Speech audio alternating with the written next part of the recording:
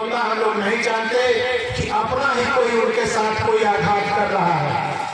और साहब जो है 2006 में आज ही के दिन इस दुनिया से चले जाते हैं, तो बहुजन समाज चाहे चमार हो, चाहे पासी हो, चाहे मेहतर हो, चाहे कुर्मी हो, चाहे कांची हो, चाहे अहिर हो, चाहे गडरिया हो, चाहे मल्ला हो, चाहे निषाद हो, चाहे केवट हो, चाहे विश्वकर्मा हो, लोहार हो, सोनार हो, कुम्हार हो, 6743 जातियों के तमाम भिन्न भिन्न टुकड़ों ने वोट देने का काम किया और प्रदेश में पूर्ण बहुमत की सरकार बनाने का काम किया। ये गिफ्ट दिया, साहब को सच्ची श्रद्धांजलि देने का काम किया। लेकिन साथियों 2007 में आपने साहब की बनाई पार्टी को पूर्ण बहुमत तो दिया, हम भी लोग उसमें थे, हम लोग दीवाने थे, लेकिन वहां तक तो बात बनी बहुमत में। तब तक के हम लोग तो काम करते रहे। हम लोगों को थोड़ा सा झटका तब लगा जब 2009 आया। 2009 आया, 2009 में एक घटना घटती है, साहब के साथ साहब की हत्या उस दिन हो जाती है, या साहब दुनिया से उस दिन मारे जाते हैं, या उस दिन उनकी विदाई होती है। साहब एक मानव मासिया कांसीराम साहब एक आदमी नहीं थे, वे संपूर्ण क्रांतिकारी, संपूर्ण आंदोलन, संपूर्ण मनुवादियों का खात्मा करने वाले इस देश की एक दवा थे, इलाज थे, हमारे आपके उत्थान की एक मात्र मसीहा थे, मानव मसीहा कांसीराम साहब के साथ साथियों संपूर्ण मिशन थे। उन्होंने रास्ता दिखाया, उन्होंने नारा दिया था अपने जीवन में, वोट हमारा राष्ट्र हमारा, नहीं चलेगा, नहीं चलेगा। साथियों वोट हमारा राष्ट्र हमारा, नहीं चलेगा, नहीं चलेगा। इसी को भी मैंने देखा, भाई ने नारे में थोड़ा सा संशोधन किया है। भाई ने नारा लगाया है वोट हमारा और राज्य भी हमारा चलेगा, वोट हमारा चलेगा और राज्य भी हमारा चलेगा। ये भाई ने भी नारा दिया है और हमें इस सब नारे के साथ काम करना है। और साथियों नारा था और हमारे लोगों ने वोट हमारा राज तुम्हारा मनुवादियों का नहीं चलने दिया। राज किसका आया? बहुजन समाज का आया। उत्तर प्रदेश में आया कि नहीं आया? आया ना। लेकिन एक और मानव सामने नारा दिया था, जीतेगा भाई जीतेगा, ऑटो वाला जीतेगा, हारेगा भाई हारेगा, नोटो वाला हारेगा। इस नारे का अर्थ समझिएगा। इस नारे का मतलब था चाहे घुरऊ राम हो, चाहे कटवारू राम हो, चाहे तमाम कोई राम हो, चाहे मोची हो, चाहे सोची हो, चाहे धोबी हो, या जो भी हो, उसका हर गरीब आदमी झोपड़ी में रहने वाले को भी मानव मसीहा कांसीराम साहब ने टिकट दे करके, चाहे लोकल बॉडी के चुनाव हो, चाहे प्रदेश बॉडी के बड़े चुनाव विधानसभा के, चाहे इस देश का चुनाव हो लोकसभा का, साहब ने सर्व समाज के लोगों को, बहुजन समाज के लोगों को हर जगह जिताने पहुंचाने का काम किया था, सबको वोट देने का। लेकिन 2009 में उपद्रव स्टार्ट हुआ। 2009 में दोनों नारा बदल दिया गया। नारा का क्या लिख गया? नारा साथियों बदल गया। और 2009 में हमें देखे पहला नंगा नाच, चढ़ गए मनुवादी हाथी पे, मूंग दर्रों छाती पे। और साथियों जो हाथी हमारी सवारी थी, हमारा महावत जो था, हमारा महावत भरपूर रूप से मनुवादियों को कब्जे में चला गया। हमारे महावत का अपहरण कर लिया गया और मनुवादियों के पंजे में फंस गया। और पूरा टिकट मनुवादियों ने बड़े पैमाने पे लिया। नहीं तो 2009 में ही हमारी आजादियां उस समय की देश के प्रधानमंत्री बन जाती। उन्होंने अगर मैंने होती तो 2009 में बहुजन समाज मानव मसीहा कांसीराम साहब का सपना दिल्ली में बिल्कुल कामयाब हो जाता, एक दलित प्रधानमंत्री बन जाता। लेकिन उनको प्रधानमंत्री नहीं बनना था, दलित की बेटी नहीं बनना था, उन्हें तो दौलत की बेटी बनना था। वे दौलत की बेटी बनना चाहती थी तो दौलत प्राप्त कर ली। तो नारा उन्होंने जो साफ का नारा था, जीतेगा भाई जीतेगा, ऑटो वाला जीतेगा, हारेगा भाई हारेगा, नोटो वाला हारेगा, वो नारा में चेंजिंग हो गया। इन्होंने नारा बदल दिया, जीतेगा भाई जीतेगा, नोटो वाला जीतेगा, हारेगा भाई हारेगा, ऑटो वाला हारेगा। अब आप सोचेंगे भाई आप ये क्या बात कर रहे हैं? जब ऑटो वालों को टिकट नहीं मिलेगा, नोटों वालों को टिकट मिलेगा, तो ऑटो वाला जीतेगा कैसे? कैसे जीतेगा? आप बताओ कौन जीत करके वोट वाला गया है? 2009 से 2009 से वोट वालों को टिकट न दे करके नोट वालों को टिकट मिलने लगा और हमारा अपहरण हो गया, मूवमेंट तो खत्म ही होने लगा। 2009 देखे, 2012 देखे, 2017 देखे, 2019 देखे, 2022 में अति हो गई। तब 11 मार्च 2022 को अनिल गौतम ने प्रण किया, इस्तीफा अपना दे दिया पार्टी से।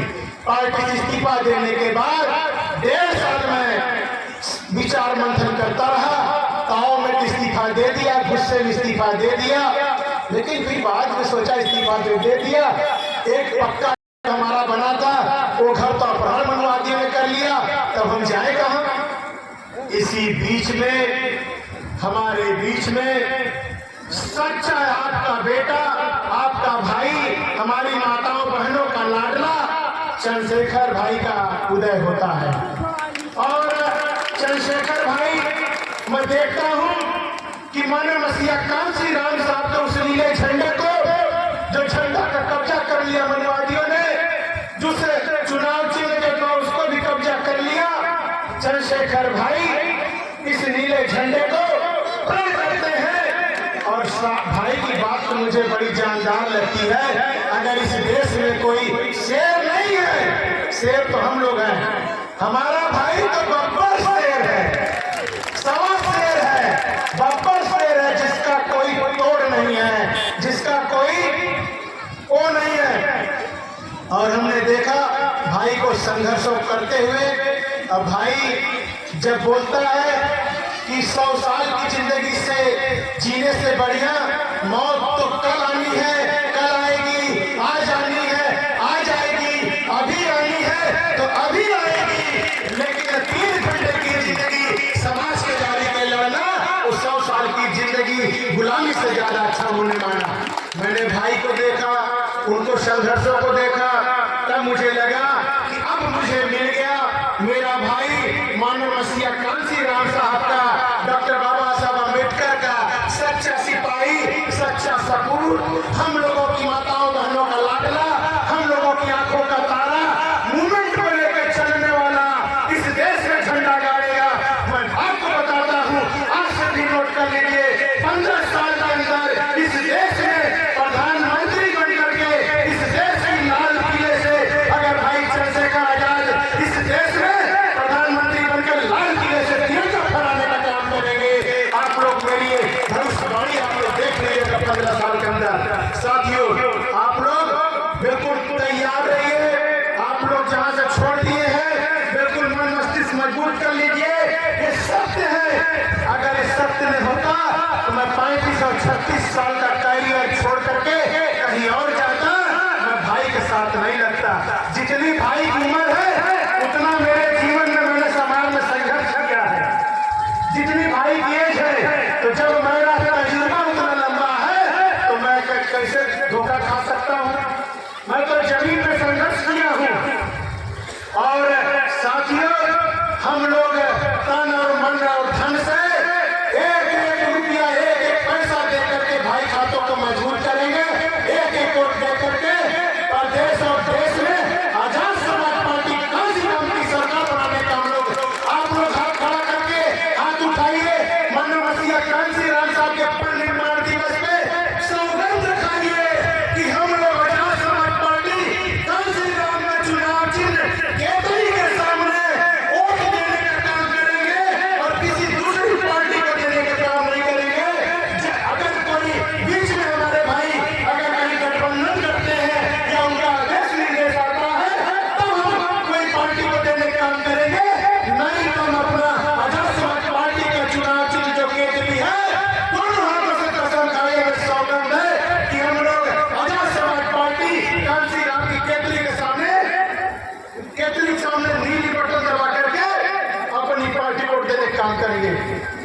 मुझे विश्वास है मोदी के 5 किलो राशन को हमारा समाज लात मार देने का काम करेगा। मैं जानता हूँ हमारा समाज, हम लोग 5 किलो राशन का हमारा समाज लालची नहीं है। बहुजन समाज खेत खलियान लाइन से दिख रहे हैं। अरे आप तो वो लोग हो जो हल से धरती का सीना चीर करके अपने हिस्से की रोटी नहीं, आप तो अन्नदाता हो, देश और समाज के लोगों को सबका पेट भरते हो। अरे आप तो देने वाले अन्नदाता हो। मोदी जी क्या औकात है 5 किलो राशन आपको खरीदेगा? वो अरे मैं मोदी से कहता हूँ कि कुर्सी से उठाऊंगा और मैं आप लोगों को 50-50 किलो राशन दूंगा। कुर्सी छोड़ो, आप 5 किलो की बात करते हो, हम 50 किलो राशन एक व्यक्ति में देंगे। खाओ खाना खाते हुए अन्न दाल चावल गेहूं।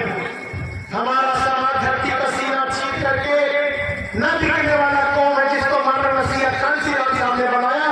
ये हमारे मुंह पे गाली है। ये तो ईवीएम की पूरी सेटिंग है जिसमें चुनाव आयोग भाजपा आयोग बन करके बैठा हुआ है।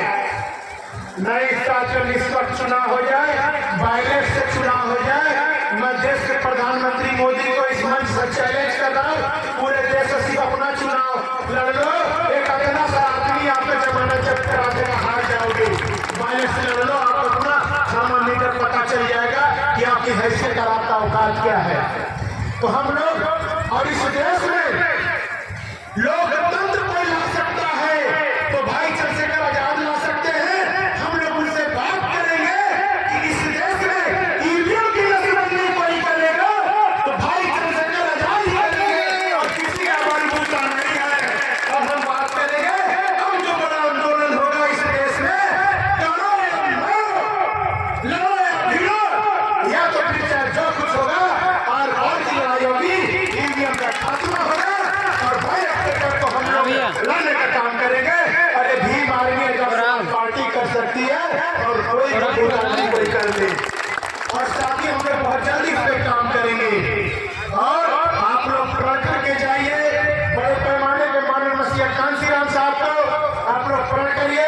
किसी के बहकाने में नहीं आना है। और एक व्यक्तियों में बता रहा हूँ 5 किलो का राशन एक जुमला इनका है। हमारा समाज बिकाऊ नहीं है, मुझे पता है। हमारा समाज बिकाऊ नहीं है, टिकाऊ है। फिर मोदी क्या बोलेगा? और साथियों अगर चाहते हो इस देश में, अभी कक्षा 8 में पढ़ने वाली बेटी 4 घंटा दौड़ रही थी, उसके साथ मनवादियों ने बलात्कार किया, कोई सुनवाई नहीं है। हमारे महापुरुष बाबा साहब की मूर्तियां तोड़ी जाती हैं, कोई सुनवाई नहीं है। और बहन बेटियों की इज्जत लूटी जाती है, कोई सुनवाई नहीं है। और इस देश में सारी संस्थाओं की नसबंदी कर दी गई। जो पब्लिक सेक्टर था सारी नौकरियां खत्म कर दी गई, पूरा बेच दिया गया। इस देश में व्यापार भी नहीं हमारे लोगों के लिए है। जाति आधारित व्यापार है इस देश में, जाति आधारित व्यापार इस देश में है। हम तो व्यापार भी नहीं कर सकते। तो आप समझ लीजिए, आप अगर कुछ कर सकते हो तो आपको न लाठी उठाना है, न डंडा उठाना है, न मार करना है, न पीट करना है। आप सिर्फ पढ़ कर लो। जिस दिन वोट पड़ेगा उस दिन केतली के चुनाव के सामने बटन जब दबाओगे तो इस देश में, इस प्रदेश में हुक्मरान समाज बन जाओगे, हुकूमत करने वाली समाज बन जाओगे और शासन सत्ता की बात अपने हाथ में ले लोगे। और जब ले लोगे तो देने वाले बनोगे। और जो समाज शासन करता समाज होता है, किसी की औकात नहीं होती है, किसी गुंडे बदमाश, किसी मनमानी की औकात नहीं होगी कि आपकी बहन बेटी के पास आंख उठा के देख ले। हमारी बहन बेटी आपका सारा विद्यालय होगा, सारी सारी थाएं आपकी होगी, भारत का धन और धरती जगह जमीन सब होगा। लेकिन उसके लिए भाई चंद्रशेखर आजाद के हाथों को मजबूत करना होगा और इस प्रदेश और देश में अपनी सरकार बनानी होगी। माननीय मसीहा कांसी राम साहब को सच्ची श्रद्धांजलि तब होगी जब आप पढ़ करके जाओगे कि हम लूटेंगे नहीं, पीटेंगे नहीं, हम मजबूती से अपना वोट केतली के सामने चुनाव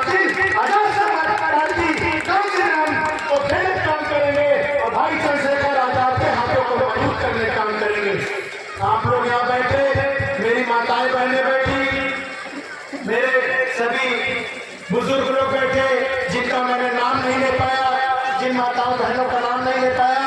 मैं सबका बहुत बहुत धन्यवाद देता हूँ कि आप लोगों ने मिलजुल करके जो माननीय मसीहा कांसी राम साहब का निर्माण दिवस मनाने का काम किए हैं। सभी लोग ये गांव दुबहा गांव के लोग धन्यवाद के पात्र हैं। और हम अगली बार से मुख्यालय जिले पे कार्यक्रम बनाएंगे। अपनी वाणी को मैं विराम देने से पहले एक अपील करना चाहता हूं। हो सकता है आप लोगों के बीच में न आ पाऊं। मैं अपनी माताओं बहनों और बुजुर्गों से प्रयास करता हूं कि हमारे राष्ट्रीय अध्यक्ष भीम आर्मी के संस्थापक आजाद समाज पार्टी कांसी राम के राष्ट्रीय अध्यक्ष माननीय भाई चंद्रशेखर आजाद जी का आगमन बहुत जल्दी प्रयागराज की धरती पे होगा। और हम कुछ भी नहीं है, हम जो कुछ भी हैं आपके बलबूते हैं। हम जो भी है आपके बलबूते हैं। और आपको अपनी ताकत समझते हुए, आपकी दी हुई ताकत को अपनी ताकत समझते हुए, उसी पे हमें अपना जीवन में घमंड है।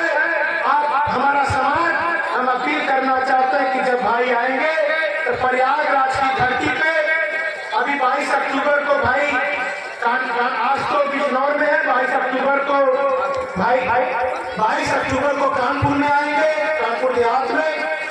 उसके बाद आजमगढ़ में, उसी के बाद प्रयागराज की धरती पे हम लोग कार्यक्रम लेंगे। जब कार्यक्रम लेंगे संभवतः नवंबर में हम लोग लेने का काम करेंगे। मैं आप लोगों से अपील कर रहा हूँ, हम तो गाड़ी घोड़ा नहीं दे पाएंगे, लेकिन ये विधानसभा जो कोराव की विधानसभा है, जहाँ का हमारा जाबाज विधानसभा अध्यक्ष डॉक्टर दिनेश गौतम, और एक इस विधानसभा में ऐसा व्यक्ति है जो मुंह से नहीं बोलता है, जिसका काम बोलता है, डॉक्टर कमलेश गौतम। डॉक्टर कमलेश गौतम जो मुंह से नहीं बोलता, जो काम बोलता है। ये लाल है और मुझे गर्व होता है अपने इन साथियों, जाबाज साथियों पे और इनकी टीम के ऊपर। आप सब लोग प्रयागराज की धरती पे जब भाई का आगमन होगा तो आजाद समाज पार्टी की जो रैली चल रही है पूरे देश में, संविधान बचाओ, किसी पार्टी का बूता नहीं इस देश में है कि जो आजाद समाज पार्टी के इंची भर के बराबर ही मुकाबला कर ले रैली के मामले में। भाई को पूरा देश लाखों की संख्या में भाई को सुनने मिलने देखने को जा रहा है।